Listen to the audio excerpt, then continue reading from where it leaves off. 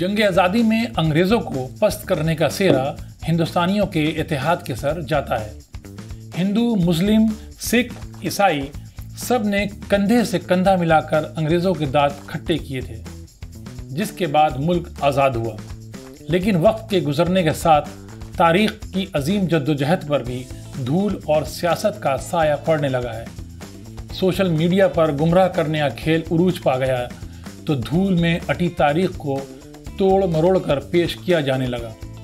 आज अपनी ख़ास पेशकश में बात निकली है में बताएंगे कि आज़ादी की लड़ाई में मुसलमानों की हिस्सेदारी क्या थी जद्दोजहद, क्या थी कुर्बानियाँ, क्योंकि अफसोस की बात यह है कि ख़ुद मुसलमानों की नई नस्ल भी इन कुर्बानियों से वाकिफ़ नहीं है।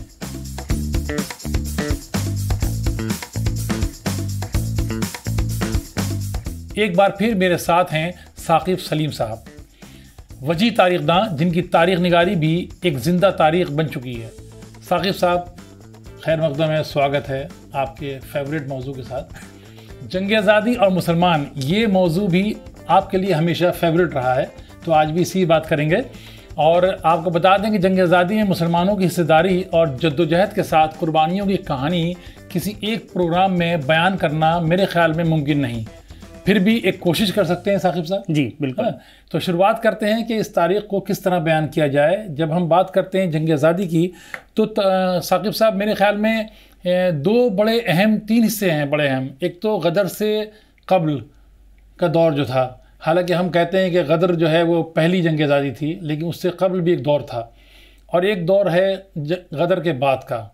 तो तीन दौर अगर हम देखें, इन तीन दौरों की कहानी हम आप के सामने किस तरह लेके आते हैं आप, ये देखेंगे। लेकिन सबसे पहले जिक्र करें उन गुमनाम मुजाहिदीन आज़ादी का जिन्हें हमने भुला दिया, या जंग आज़ादी में वो पार्ट जो था वो हमेशा नज़रअंदाज किया गया। फरीदी साहब, सबसे पहले तो जहाँ तक आपने कहा कि गुमनाम, जंग आज़ादी के गुमनाम सिपाही, तो सबसे पहले तो मैं ये कहना चाहूँगा कि हिंदू, मुस्लिम, सिख, ईसाई किसी की तफरीक नहीं है यहाँ पर। गुमनाम ज़्यादातर लोग हैं। जब आपसे कोई पूछे कि आप 5 लोगों का नाम बताएं तो लोग गांधी, नेहरू, भगत सिंह, सुभाष चंद्र बोस के आगे जाकर चुप होने लगते हैं। और जिन लोगों को फांसी हुई हो, मौत की सज़ा हुई हो, भगत सिंह, अशफाकुल्लाह, राम प्रसाद बिस्मिल के अलावा शायद ही लोगों को नाम भी याद होते हैं। जबकि जो लोग जंग आज़ादी में मारे गए उसको ICHR ने 5 वॉल्यूम में छापा। 2019 में वो शक्ल, उसका नाम था डिक्शनरी ऑफ मार्टर्स, मतलब उसमें बहुत से नाम हैं, हज़ारों नाम हैं। तो उसके अंदर 30% मुस्लिम्स का नाम है, और ये लगभग आबादी से थोड़ा ज़्यादा ही है, क्योंकि आबादी, याद रखिए कि आबादी आज के हिंदुस्तान की नहीं है, ये उस हिंदुस्तान की है जिसका हिस्सा पाकिस्तान भी था और बांग्लादेश भी था। तो सबसे पहले तो ये कि गुमनाम बहुत ज़्यादा हैं। दूसरा, आपने कहा कि 3 हिस्से हैं, सही बात है। 3 हिस्से में हम देख सकते हैं कि एक तो गदर से पहले यानी कि 1857 से पहले, 1857 के अंदर का हिस्सा भी हम उसमें ले सकते हैं। उसके बाद 1857 से लगभग 1919 तक का वो दौर जब तक गांधी जी जो हैं वो ज़हूर में आए हिंदुस्तान की सियासत में। फिर उसके बाद गांधी जी का जब ज़हूर होता है तो एक अलग तरीके की सियासत हिंदुस्तान में आती है। तो इन सब में ही मुसलमानों का एक रोल है, और इसमें जो गुमनाम सिपाही हैं, जो गुमनाम लोग हैं, वो हज़ारों लाखों की तादाद में हैं, जिनका के नाम अगर हम लेना शुरू करें तो मतलब एक बहुत ही लंबी फहरिस्त हमारे सामने आती है। जैसे कि बहुत ही कम लोग ये बात जानते हैं और इस बात को समझते हैं कि जब 1757 में अंग्रेज़ हुकूमत ने हिंदुस्तान में जड़ें जमाई तो वो प्लासी की जंग के बाद नवाब सिराजुद्दौला को हराकर जड़ें जमाई। नवाब सिराजुद्दौला ख़ुद मुसलमान थे, और यहाँ पर ये नहीं कि वो मुसलमानों की फ़ौज थी, उनके साथ जो आर्मी जनरल हैं वो हिंदू थे। और जैसा कि बहुत लोगों ने ये बात पॉइंट आउट करी है, ये भी बात समझनी पड़ेगी, जो लोग धोखा दे रहे थे सिराजुद्दौला को उसमें हिंदू भी थे, मुसलमान भी थे, और जो लोग उनका साथ दे रहे थे उसमें हिंदू भी थे और मुसलमान भी थे। लेकिन उसके बाद जब 1757 में अंग्रेज़ यहाँ पर आ गए और दीवानी राइट्स यानी कि टैक्स लेने का उन्होंने एक तरीके से इख्तियार लिया, तो बंगाल रीजन, जिसमें आज का बिहार, उड़ीसा, बांग्लादेश, बंगाल सब आता है, तो उनकी जो मुखालफत थी, उनकी मुखालफत में मजनू शाह नाम के एक सूफ़ी खड़े हो गए। मजनू शाह, अगर आपको पता हो, कानपुर के पास एक जगह है, वहाँ से जिसे हम मदारी सिलसिला कहते हैं, मदार शाह भी कहते हैं उनको। तो मदारी सिलसिले के एक बड़े सूफ़ी थे, तो उन्होंने अपने साथ हज़ारों लोग उठाए अपने, उसके साथ जो किसान थे आसपास से, मतलब कानपुर से लेकर आप चलेंगे, आपको पूरा बिहार कवर होगा, पूरा उड़ीसा, बंगाल, बांग्लादेश वाला इलाका सब कवर होगा, और उनकी फ़ौज वहाँ पे अंग्रेज़ों से मुकाबला कर रही थी। इसे हम फ़कीर सन्यासी विद्रोह भी कहते हैं, क्योंकि इसमें साथ में फ़कीरों का भी एक रोल था। भवानी पाठक जैसे कुछ लोग उधर भी थे। तो तब से एक जंग आज़ादी शुरू हो गई थी, और लगातार उसके बाद आपको टीपू सुल्तान मिलेंगे 1898 में। तो ये लगातार आपको नज़र आते हैं। आपको मुबरिज़ुद्दौला मिलेंगे जो कि निज़ाम ऑफ हैदराबाद के भाई हैं। आपको ख्वाजा मलिक करके एक इंसान मिलेंगे जो कि जिन्होंने बिहार में लोगों को जोड़ने की कोशिश की। आपको लगातार फ़कीरों का एक गिरोह मिलेगा जो कि अलग अलग एंग्लो मराठा वॉर में मराठों के साथ लड़ रहा है। तो अगर इसमें सैयद अहमद शहीद का नाम भी, सैयद अहमद शहीद भी बाद में हैं, मतलब अगर देखें आप 1830 के बाद के एक दहाई में। तो लेकिन सबसे ख़ास बात यह है कि जिसे हम मराठा आज की पॉलिटिक्स में, फिल्मों में ऐसा लगता है मराठा और मुसलमान कोई दो अलग चीज़ हैं। मराठों की फ़ौज जब अंग्रेज़ों के ख़िलाफ़ लड़ रही है, तो ये जो फ़कीर सन्यासी विद्रोह 1790 के आसपास दबना शुरू हो गया था, इन लोगों ने जाकर मराठों की फ़ौज को ज्वाइन करना शुरू कर दिया था। और मराठों की फ़ौज में तोप चलाने का काम ये लोग करते थे, इसीलिए मराठों की फ़ौज में एक वर्ड यूज़ होता था, अली गोल। ये उन लोगों को कहते थे जो तोप चलाते थे, क्योंकि वो या अली का नारा बुलंद करके तोप चलाया करते थे। और झांसी की रानी के पास भी, जब गदर में आप देखें, तो जो तोप चलाने का काम था वो फ़कीरों के पास था, यानी कि मदारी सिलसिले के सूफ़ी थे जो कि तोप चला रहे थे। तो ये ऐसी तारीख़ के हिस्से हैं जिसकी बात नहीं हो रही है। यूनिटी जो थी जंग में, आज़ादी की जंग में अंग्रेज़ों के ख़िलाफ़, उस यूनिटी में वो यूनिटी जो थी वो 1857 से पहले कहीं ना कहीं फ़कीरों में और सन्यासियों से आ चुकी थी। हाँ, वो शुरू से है, मतलब अगर आप देखें तो वो बिल्कुल शुरू से है, और इसमें कोई मतलब ऐसी चीज़ नहीं है जो कि हमें ये लगे, जैसे कि कुंवर सिंह हैं। कुंवर सिंह 1857 में आपको दिखते हैं, लेकिन उससे पहले 1830 की दहाई से ही उनकी कोशिशें अंग्रेज़ सरकार की नज़र में आना शुरू हो गई थी। तो उनके साथ एक जुल्फ़िकार नाम के इंसान होते थे, मतलब उन दोनों ने मिलकर, मतलब शाना बशाना कंधे से कंधा मिलाकर पूरा प्लानिंग की है, और बाकायदा उनके बीच ख़त व किताबत है। और जुल्फ़िकार और कुंवर सिंह एक साथ बिहार में लोगों को तैयार कर रहे थे। तो 1857 से भी 10-15 साल पहले ये हो चुका था। दूसरी तरफ आप देखिए तो मुबरिज़ुद्दौला 1838 के आसपास जब पकड़े गए, तो उनके साथ भी ये था कि मराठों का एक बड़ा गिरोह उनके साथ है, वो खुद हैं। टीपू सुल्तान का जो ख़ानदान तब कलकत्ता में था, उससे भी ख़त व किताबत उनकी मिलती है। तो हिंदू मुस्लिम की कोई तफरीक नहीं थी, यहाँ तक कि उधर सिख भी उनके साथ थे। और जहाँ तक सैयद अहमद शहीद की बात आती है, सैयद अहमद बरेलवी भी जिन्हें कहा जाता है, तो उन्हें बहुत ऑर्थोडॉक्स माना जाता है। बहुत लोग ये उन्हें एज अ मुस्लिम फैनेटिक देखते हैं, लेकिन उनके भी हमें ख़त मिलते हैं जो मराठों के साथ हैं।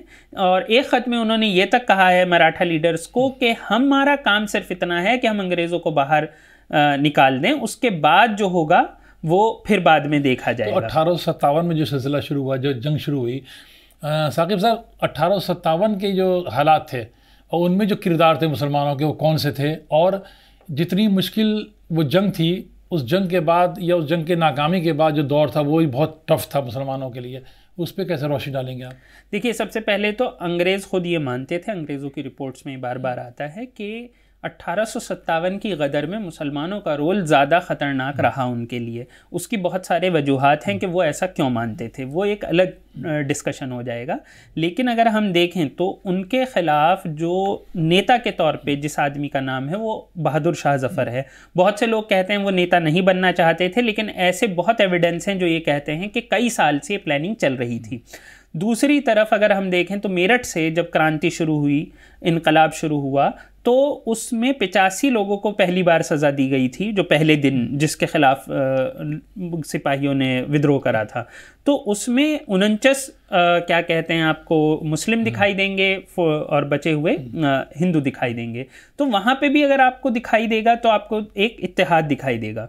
लेकिन उसके बाद आपको मौलवी अहमदुल्ला फैज़ाबाद, जिन्हें मद्रासी भी कहते हैं क्योंकि मद्रास के भी थे, उन्हें डंके वाले बाबा भी कहते हैं क्योंकि वो साथ में नगाड़ा लेके चलते थे। बड़े मदारी सूफ़ी, वो भी मदारी सूफ़ी थे जो 1760 की तहरीक है मजनू शाह वाली, वो उसी सिलसिले का एक हिस्सा है। और वही सिलसिला टीपू सुल्तान के साथ है। टीपू सुल्तान के जो सूफ़ी थे जिनको वो अपना पीर मानते थे वो भी मदारी सिलसिले के थे, और ख़ुद अहमदुल्ला शाह जो हैं ये मद्रास से आए थे। तो ये एक ही तहरीक है। मतलब इसे ऐसे देखना गलत है कि हम ये कहें कि ये एक अलग है, कुछ लोग चुप बैठ गए फिर कोई और, ऐसा नहीं है। ये एक ही तहरीक है जो लगातार चली आ रही है। तो अहमदुल्ला शाह ने जो फ़ौज का काम किया अवध के इलाके में और सबसे बड़ी जंग लड़ी, और जिस तरीके से उन पे सबसे बड़ा इनाम था वो अपने आप में एक मतलब उसकी कोई सानी नहीं है। और जहाँ तक बात है, अगर किसी को इस बात में ये हो कि इसमें कोई हिंदू मुस्लिम की तहरीक का मसला था, तो उन्हें ये जानना चाहिए कि वी.डी. सावरकर, जिन्हें वीर सावरकर कहते हैं, जिन्हें हिंदुत्व आइडियोलॉजी का पायनियर कहा जाता है, उन्होंने अपनी किताब में बाकायदा कसीदा लिखा है कि किस तरीके से मौलवी अहमदुल्ला का रोल था। तो अगर आप देखें तो मतलब हम ये कह रहे हैं कि एक ऐसा आदमी जिससे कि आप ये कहेंगे कि कम से कम वो खामा किसी मुसलमान को ग्लोरीफाई नहीं कर रहा होगा। फिर आप बेगम हज़रत महल को देखेंगे, आप देखेंगे रानी झांसी के साथ, उनके साथ जो घोड़े पर सवार एक और लड़की होती थी जो उनकी दोस्त, उनकी कॉमरेड सब कुछ थी, वो एक मुस्लिम औरत होंगी। उनकी तोप चलाने का जो पूरा का पूरा उनका दस्ता था वो मुसलमान था, उसमें औरतें मुसलमान भी थी। ये भी बहुत मज़ेदार चीज़ है। आप देखेंगे कि जगह जगह, आप यहाँ पे देखिए वेस्टर्न यूपी में आप आएंगे, शामली को आज़ाद करा लिया गया था। हाजी इमदादुल्ला जो हैं उन्होंने कब्ज़ा कर लिया था, बाद में उन्हीं के जो शागिर्द हैं उन्होंने देवबंद तामीर किया और वो यहाँ से चले गए थे। तो अगर आप लगातार देखें तो पूरे हिंदुस्तान में, यहाँ बिहार में, पूरे यूपी में, जहाँ जहाँ भी गदर की आपको गूंज सुनाई देगी आपको, बल्कि आप नाना साहिब की बात करते हैं तो नाना साहिब के साथ आपको अजीमुल्लाह दिखाई देंगे। तो आपको लगातार हर जगह मुस्लिम फ़ौज और हिंदू फ़ौज साथ में कंधे से कंधा मिला के लड़ते हुए नज़र आएंगे। और कुछ केसेस में आप ये भी कह सकते हैं कि जो लीडरशिप है वो ज़्यादा मुसलमानों के हाथ में थी ज़्यादातर जगह। तो इसमें कहीं भी देवबंद के जो उलमा थे उनका जो जिक्र है उसमें वो लंबी फहरिस्त है उसकी भी। जी, वो जो मैंने अभी कहा हाजी इमदादुल्लाह, उसमें शहीद होने वालों की हाजी इमदादुल्लाह मुहाजिर मक्की ने बाकायदा शामली का जो इलाका है उसे आज़ाद करा लिया था। वहाँ पर बाकायदा एक क्या कहते हैं, कुछ औरतें हैं, मतलब ये भी एक बहुत मज़ेदार चीज़ है कि हिंदू और मुसलमान किसान औरतों ने मिलकर एक दस्ता बनाया था। उन्हें अंग्रेज़ों ने फांसी से, जलाकर, तोप से मतलब उन्हें सजाएं दी हैं। और वहाँ पर जो उलमा थे, जो हाजी इमदादुल्लाह मुहाजिर मक्की जिनकी मैंने अभी बात की, जिनके शागिर्द बाद में कासिम ननौतवी बाद में देवबंद का मदरसा तामीर करेंगे, क्योंकि तब तक तो देवबंद में मदरसा नहीं था, तो थाना भवन सेंटर था। तो थाना भवन से जो तहरीक चली उसने एक बड़ा रोल अदा किया और बहुत हज़ारों लोगों को वहाँ पर फांसी, तोप से उड़ाना, गोली मारना और इस तरीके से अंग्रेज़ों ने कत्ल किया। थाना भवन तो एक तरीके से पूरा का पूरा खाली करा लिया गया था। तो 1857 में ये जो रोल है मुस्लिम्स का और उससे पहले का जो रोल है मुस्लिम्स का, और ख़ास बात ये कि सिर्फ मुस्लिम्स का रोल नहीं है, ये हिंदू मुस्लिम इत्तेहाद का रोल है। और इसमें कई बार ये होता है कि लोग या तो पूरे तौर पे सबको भूल जाते हैं, या किसी जात बिरादरी के नाम पे किसी को याद कर लेते हैं, या किसी रिलीजन के नाम पे याद कर लेते हैं, जो कि एक मतलब कहीं ना कहीं एक जुल्म है। देखिए साकिब साहब, जैसे बात होती है गदर की, और उसके बाद फिर दूसरा फेज़ शुरू होता है जो हम लोग कहते हैं कि कांग्रेस की तश्कील के बाद जो दौर शुरू हुआ था, तो लीडर्स फेसेस चेंज हुए। और कांग्रेस के जब इंडियन नेशनल कांग्रेस बनी है तो उसके बाद एक तहरीक जो दूसरी शक्ल लेके सामने आई थी, तो उस लड़ाई के बारे में आप क्या बताइएगा जो 1800 मेरे ख्याल में 75 में बनी थी, नहीं इंडियन नेशनल 1885 में। तो उसके बाद के जो दो हालात थे उसमें मुसलमान चेहरे जो थे जब उस लड़ाई में, चाहे मौलाना आज़ाद हों, दीगर और जो लीडर थे, वो रोल कैसा रहा और वो नई नस्ल को किस तरह उन्होंने जोड़ा? देखिए, दो चीज़ें हैं इसमें। एक चीज़ तो ये कि 1857 से 85 के बीच भी मुस्लिम्स बहुत कुछ कर रहे थे। एक बहुत बड़ा मूवमेंट कहलाता है वहाबी मूवमेंट, जो कि पटना जिसका सेंटर माना जाता है, अम्बाला जिसका सेंटर माना जाता है। और इसमें एक आदमी थे आमिर अली साहब को, एक बड़े बिजनेसमैन थे, उन्हें कलकत्ते से गिरफ्तार किया गया था ये कहकर कि वो फंडिंग के थ्रू जो अफ़गानिस्तान वाला बॉर्डर है वहाँ पे अंग्रेज़ों के ख़िलाफ़ जंग की तैयारियाँ करा रहे हैं। और उनकी जो गिरफ्तारी है वो इतना बड़ा इशू था कि बिपिन चंद्रपाल जैसे लोगों ने ये लिखा है कि हमने जब हम मतलब कॉलेज स्कूल में थे तो हमारे ऊपर असर ही इस केस का था, इसी वजह से हम नेशनलिज्म की तरफ गए और हमें लगा कि हमें अंग्रेज़ों से लड़ना है। तो ये बहुत बड़े इश्यूज़ थे और उस ज़माने में बहुत लोगों को काले पानी भेजा गया। और इसमें ख़ास बात यह है कि 1871 में जब ये बहुत ख़ास चीज़ है जिसके बारे में बहुत कम लोगों को पता होता है। 1871 में आमिर खान को दी जाती है सज़ा, और उसके बाद चारों तरफ ये खबर आनी शुरू हो जाती है इंटेलिजेंस में कि बदला ज़रूर लेंगे मुसलमान, और बाकायदा मुस्लिम वर्ड यूज़ हुआ है वहाँ पर। तो अब कैसे बदला लेंगे किसी को नहीं पता है। जिस जज ने ये सज़ा दी है, जो चीफ जस्टिस है उस वक्त, नॉर्मन, उसको कुछ दिन बाद कलकत्ता में कोर्ट के बाहर एक आदमी अब्दुल्ला नाम का चाकू मारकर कत्ल कर देता है। और अब्दुल्ला नाम के आदमी से जब पूछा जाता है तुमने क्यों कत्ल किया, तो वो कहता है कि आसमान में कुत्ते भौंक रहे हैं और ज़मीन पानी पर चल रही है, अजीब अजीब सी बातें करता है, वो किसी के बारे में कुछ नहीं बताता। उसके बाद ये जारी कर दिया जाता है कि ख़तरा वाइसरॉय को भी है। ये इंटेलिजेंस रिपोर्ट्स हैं, लेकिन तो ऐसे में वाइसरॉय सबसे सेफ जगह घूमने जाते हैं, वो जगह है अंडमान, क्योंकि अंडमान में कैदियों को रखा जाता था, उनके पास हथियार भी नहीं होते थे, बेचारे बिल्कुल काले पानी में दूर पड़े हुए हैं, कुछ नहीं था। वहाँ पे एक आदमी जिसका नाम शेर अली था वो वाइसरॉय का कत्ल कर देता है। ये सब आमिर खां के एकदम मतलब थोड़े से वक्फे पे होता है और इस पे हज़ारों बहस होती हैं कैसा कैसे हो गया। और ये भी चीज़ है कि शेर अली जब कत्ल करने जाता है उससे पहले मिठाई बांट के गया है, और उसने फांसी के फंदे पर खड़े होते हुए ये कहा है अब्दुल्ला मेरा भाई था। इसे आमतौर पर सगे भाई के तौर पर नहीं देखा जाता है, इसे दीनी भाई के तौर पर देखा जाता है। लेकिन हम ये बता रहे हैं कि ये सारी चीज़ें हिंदुस्तान में उसके बाद कोशिश बहुत बार हुई, वाइसरॉय को कभी कत्ल नहीं किया जा सका।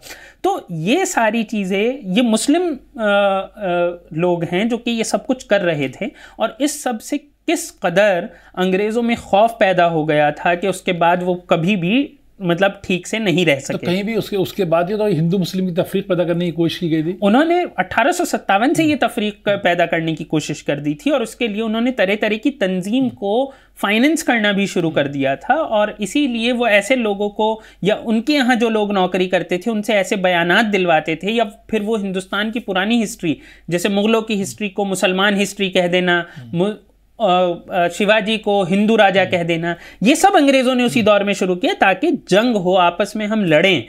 तो ये सारी चीज़ें तब शुरू हो गई। उसके बाद 1885 में कांग्रेस आती है। कांग्रेस के साथ भी जो डेमोक्रेटिक सिस्टम में थे, आप देखिए शुरू में ही आपको तैयब जी मिलेंगे, आपको रहमतुल्लाह सयानी मिलेंगे, आपको दीगर ऐसे लोग मिलेंगे जो कांग्रेस की तहरीक का हिस्सा हैं। और उसके एक पैरेलल तहरीक भी चल रही होगी, देवबंद चल रहा होगा। देवबंद जब से बना है, देवबंद के बारे में मौलाना महमूद ने यही कहा है कि हमने अपने बड़ों से यही सुना था कि देवबंद की तामीर एजुकेशन के लिए नहीं हुई है। ठीक है, तो अगर हम देखें तो देवबंद का जो रोल है वो साथ साथ चलता रहा।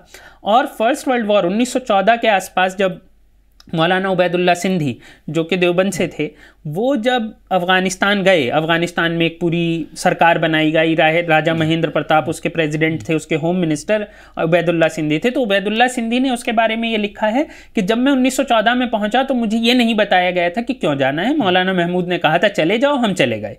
जब मैं वहाँ पहुँचा तब मुझे पता चला कि यहाँ 40-50 साल से तैयारी चल रही है कि हिंदुस्तान की आज़ादी के लिए यहाँ पर तैयारियां पहले से मौजूद हैं, मुझे बस भेजा गया है, कड़ी हूँ मैं। तो ये चीज़ के ये सारे पैरेलल साथ में चल रहे हैं। मौलाना आज़ाद की बात होती है, लोग कई बार उन्हें एक कांग्रेस के नेता के तौर पे देखते हैं, एक गांधीयन के तौर पे देखते हैं, जो कि उन्हें देखने का नज़रिया भी मेरे हिसाब से तो बिल्कुल सही नहीं है, क्योंकि कांग्रेस के अंदर आने से पहले ही वो एक क्रांतिकारी के तौर पे खुद को एस्टेब्लिश कर चुके थे। वो औरबिंदो घोष जिन्हें एक हिंदू नेता माना जाता है उसके साथ अलाई कर चुके थे। वो जुगांतर और अनुशीलन जैसी सोसाइटीज़ के साथ बाकायदा आर्म्स ट्रेनिंग ले चुके थे, मुसलमानों को उसका हिस्सा बना चुके थे। वो लगातार कैंपेन कर रहे थे और उन्हें जेल हो चुकी थी। गांधी जी जिस ज़माने में कह रहे थे अंग्रेज़ों के साथ मिलकर हमें काम करना चाहिए, उस ज़माने में वो बागी थे और उन्हें बाकायदा नज़रबंद किया जा चुका था। तो ऐसे में उन्हें ऐसे, और उन्होंने बाद में भी कहा है कि गांधी जी से जो मैंने बात की तो मुझे ये समझ में आया कि फ़िलहाल हमारे सामने नॉन वायलेंस के अलावा कोई और रास्ता नहीं है। अगर होता तो मैं नॉन वायलेंस के साथ ना होता, लेकिन अभी हम लड़कर आज़ादी हासिल नहीं कर सकते हैं। तो ये सारी की सारी जो बातें हैं वो शायद बहुत ज़रूरी हैं कि मतलब ये समझना कि मतलब मुस्लिम्स इसमें कहाँ थे। तो इसी दौरान आप देखते हैं शौकत अली दिखेंगे आपको, मोहम्मद अली जौहर दिखेंगे आपको, मौलाना आज़ाद दिखेंगे, सैफुद्दीन किचलू जिनके प्रोटेस्ट में पूरा जलियांवाला बाग हो गया। आपको इसमें औरतें दिखेंगी, निशातुन्निसा दिखेंगी, अमजदी बेगम दिखेंगी, बी अम्मा दिखेंगी। आपको इसमें बहुत सारे ऐसे लोग दिखाई देंगे अगर आप धीरे धीरे पढ़ना शुरू करें जिनका के नाम आमतौर पर आता ही नहीं है। तो मेरे ख्याल में साकिब साहब, अगर देखा जाए तो ये जंग आज़ादी जो है इसमें मुसलमानों की हिस्सेदारी का एक बहुत बड़ा सबब ये है कि मजहबी तौर पर जो मादर वतन कहा जाता है तो ईमान का हिस्सा माना जाता है, उससे वफादारी करना, उसके लिए लड़ाई, उसकी हिफाजत के लिए जान देना। तो ये मुसलमानों में कहीं ना कहीं ये मजहबी वो भी था उनका।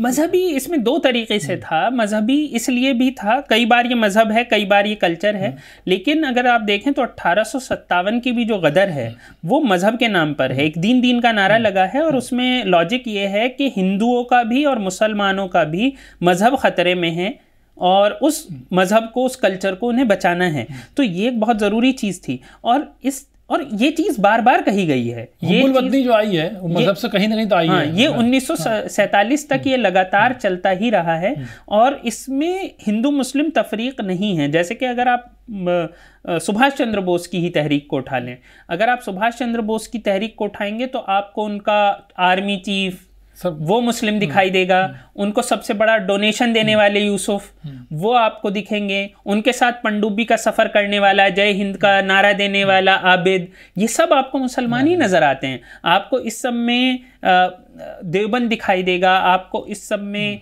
आपको अहरार पार्टी दिखाई देगी, आपको खाकसार दिखाई देंगे, इनायतुल्लाह मशरिकी वाले।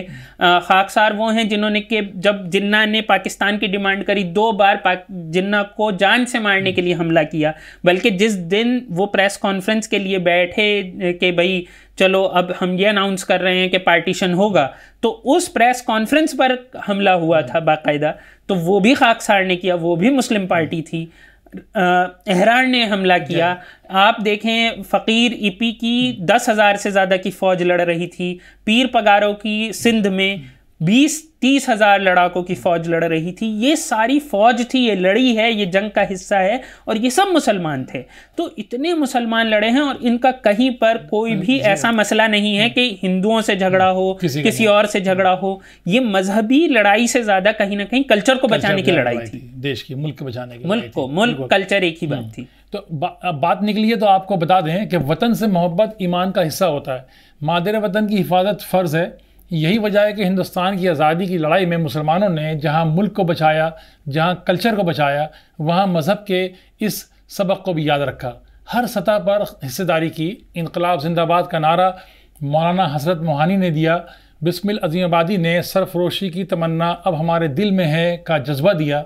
तो टीपू सुल्तान का ये कौल आज भी याद किया जाता है कि गीदड़ की 100 साल ज़िंदगी से शेर की एक दिन की ज़िंदगी अच्छी है। अल्लामा इकबाल ने सारे जहां से अच्छा हिंदुस्तान हमारा का तराना दिया है। सबसे दिलचस्प बात तो यह है कि लाल किले की फसील से जंग आज़ादी की कामयाबी के बाद आज़ादी के दिन शहनाई बजाने वाले भी उस्ताद बिस्मिल्लाह खान थे। तो कहीं ना कहीं जंग आज़ादी में पहले दिन से आखिरी दिन तक मुसलमानों का एक नुमायाँ हिस्सा रहा है। हिस्से की बात कर रहे हैं। इस लड़ाई को हिंदू मुस्लिम सिख ईसाई ने सिर्फ हिंदुस्तानी बनकर जीता था, लड़ा था, जीता था और आज भी जी रहे हैं। तो हमें भूलना नहीं चाहिए, इस नई नस्ल को भूलना नहीं चाहिए, चाहे वो मुसलमानों की हो या किसी और की, कि इस जंग को सब ने मिलकर जीता था। क्यों साकिब साहब, आखिरी में क्या पैगाम देना चाहेंगे कि ये लड़ाई हमारी ऐसी है जिसको हमको भूलना नहीं चाहिए, क्योंकि कहीं ना कहीं ये पैगाम दे रही है, वो पैगाम है यूनिटी का।